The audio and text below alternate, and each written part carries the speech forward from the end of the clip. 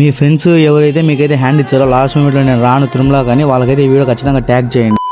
ఇంకా నేనైతే తిరుమలకు పోయినా మామ వైకుంఠ ద్వార దర్శనానికి. నాకైతే కొంతమంది హ్యాండ్ ఇచ్చిండ్రు నేను రాలేనని. ఇంకా మనం ఒక్కసారి కానీ ఫిక్స్ అయితే ఇంకా అంతే. తిరుపతి కోసం ఇంకా బస్ స్టాండ్ ఆపోజిట్ ఒక హోటల్ ఉంది. ఆ హోటల్లో పోయినాం. 30 రూపీస్ కి క్వాంటిటీ అయితే పర్వాలేదు. ఇంకా బస్ స్టాండ్ కి వచ్చేసి ఇంకా పైకి ఇంకా తిరుమల బస్ ఎక్కేసినాం. పైకి ఇంకా మధ్యలో టోల్ గేట్ వస్తుంది. టోల్ గేట్ కాడ బ్యాగ్ చెక్ చేపించుకున్నాం. పైకి వస్తానే మామ మొత్తం అంతా లైటింగ్ డెకరేషన్ అయితే సూపర్ ఉంది తిరుమలలో.